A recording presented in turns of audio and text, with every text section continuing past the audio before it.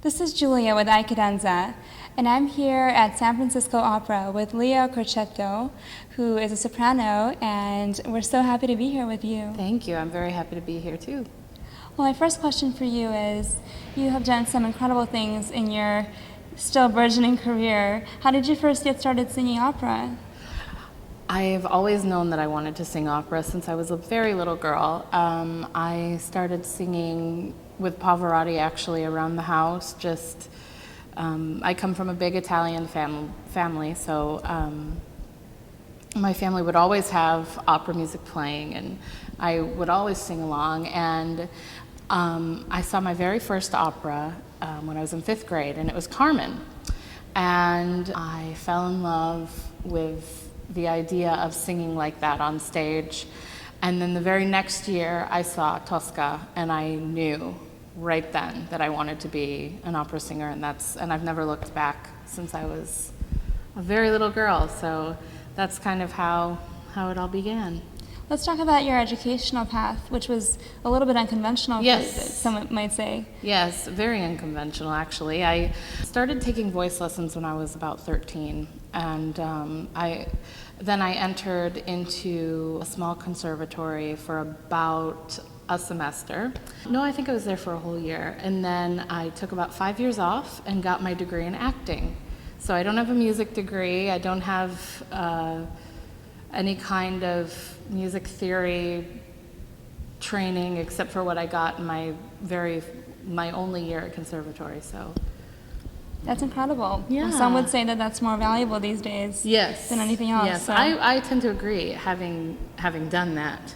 You know, I very much agree that it served me well to have an acting background and to kind of have already lived my life, and then use that life experience in portrayal of roles and arias and art song. It's very effective to use life experience, I think.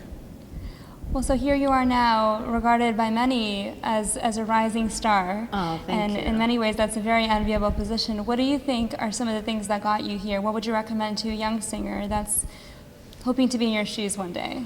I really see a lot of young singers coming up and not being sure of themselves, or they're singing apologetically, or constantly in question of if what they're doing is okay. And my advice to young singers coming up is, yes, you are going to learn from all of these experiences, but you have to go into the room or go into the audition or go into the coaching sure of yourself, and you have to go in and be unapologetic about what you are presenting.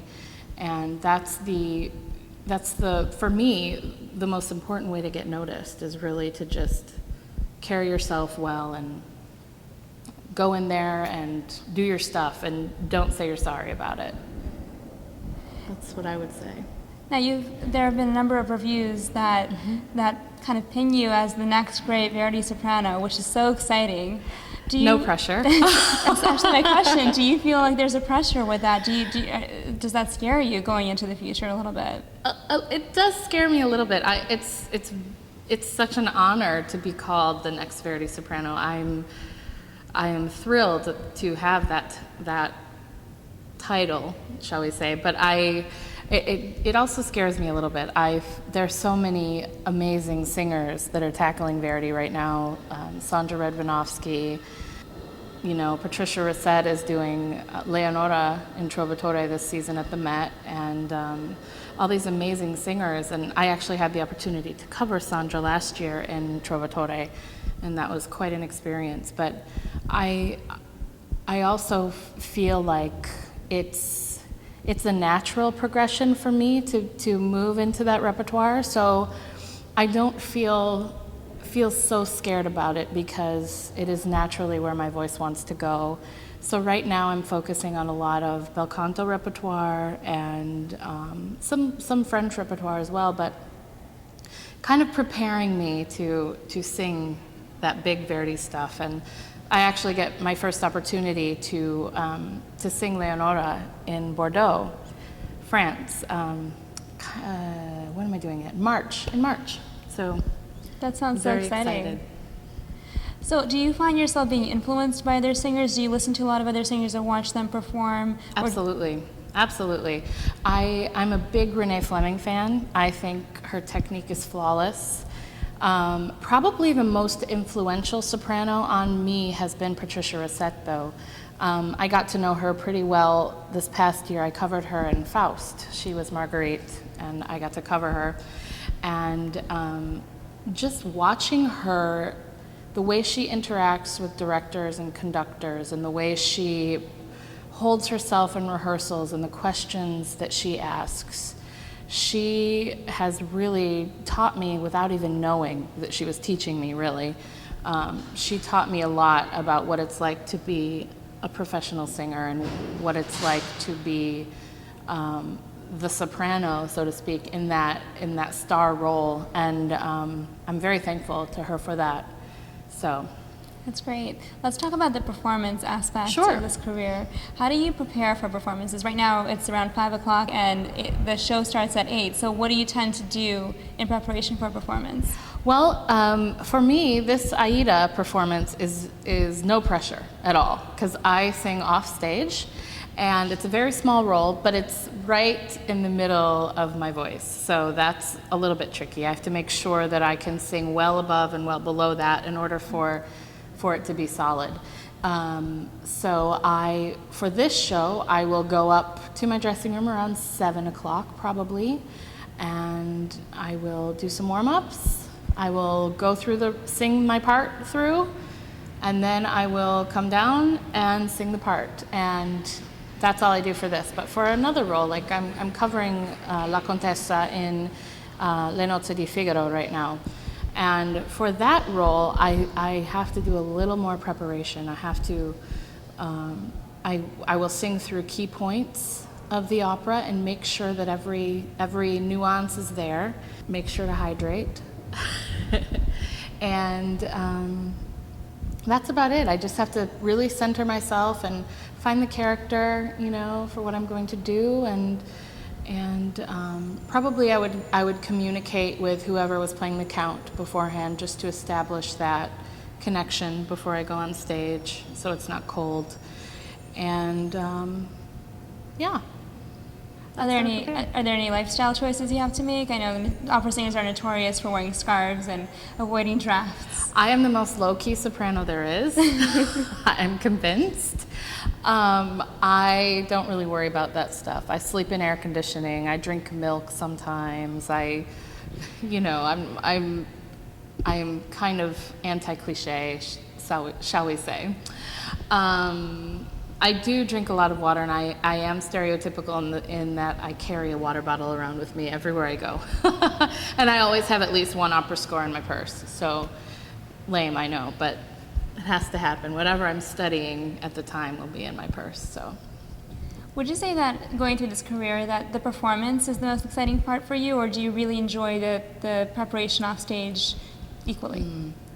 If I had more time to prepare, I would enjoy the preparation a lot. But right now, you talk about young singers and a lot of pressure. There is, especially for the Adler Fellows here in San Francisco, we're given a lot of responsibility as young singers. And back, in the golden age of opera, you worked on a role for a year or two even before you actually performed it. Now you're lucky if you get 3 months to work on a role, and the preparation process is very rushed. I love digging into the history of the character that I am portraying, and the relationships and the cultural differences and the societal status that the characters have, and what was the norm back then and what wasn't allowed. And I love that whole aspect of preparation, but there really is nothing like standing on that big stage and belting it out. I love performing so much. There's nothing like it. So I have to say that is my favorite part, is performing. And I also love the response from the audience at the end. I think it's so special because that either confirms or denies the relationship that you've tried to create with the audience the entire show.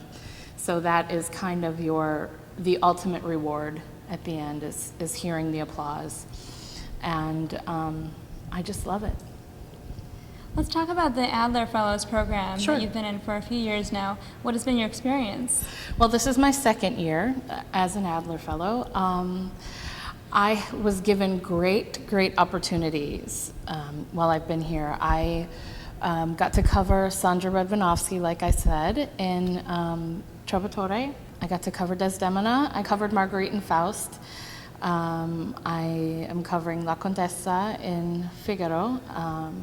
Last year I was in Suor Angelica with Patricia Rosset, and this year I get to be on stage with Placido Domingo, so I'm absolutely thrilled. And Marcello Giordani and Dolores Ajic, all these amazing singers that I get to share the stage with. It's surreal.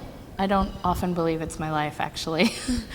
So, but besides the main stage things that the Adler Fellows do, we are constantly in the community singing for what we call outreach, and we sing for galas and parties and events around the city.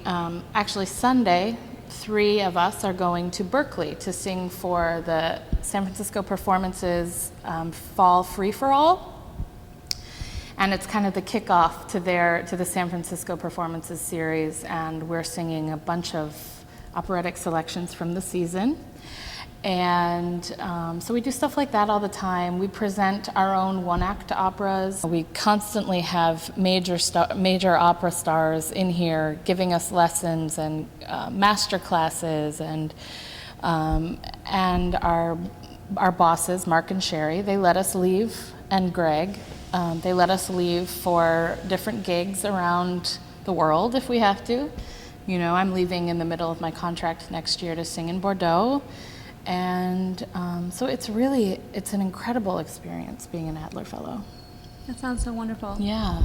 What would you say are some of the biggest challenges that you've had to face in pursuing this career? I guess really understanding who I am as a person and as a performer and how they coincide. It's so important to communicate with yourself, if that makes sense, because a lot of this world that we are involved in is seen as sort of an elitist field or an untouchable kind of genre, and I don't want, as a person, I don't want to get caught up in that. I want to really stay grounded and focused, and sometimes it's difficult. Sometimes it's difficult to stay grounded and focused, and I think that there's always a battle with, the singer's physical appearance and what repertoire they should be singing right now. And there's always going to be someone who says, you're too heavy to sing this role, or you're too small to sing this role, or your voice isn't right for this. So my personal goal right now is to become the best me that I can be. And that's something that my mentor, Matthew Epstein, shared with me. He said, you can do nothing else but be the best person that you can be. Be the best Leah you can be. Don't try to please everybody else. You just need to be the best you can be. And that has stuck with me, and that will be my mantra until I stop singing it, hopefully at the age of 70. I'm sure we'll see that happen. I hope so. Well, based on the reviews that you've been getting, it seems like the best Leah that you can be is more than good enough for everyone else. Oh, thank you so much. Thank you. Thank you. So if you couldn't do opera, what would you be doing? Probably something with visual arts. I love architecture. I love graphic art. That's probably what I would be doing. So give us a little glimpse into what's happening with you next. I know you're going to Bordeaux next year. Is there anything else that we can look forward to? I'm singing a couple Verdi Requiems next year as well, and you also may catch me on the stage here next year. It hasn't been announced yet, so I can't really reveal anything huge, but I'll be on the stage next year as well. So just show up. Just you show up. may see Leah on stage. Next year, a year from now. We're looking forward to it. Thank you so much. Thank you so much for your time. Absolutely. Good It's luck been with fun. everything. Thank you.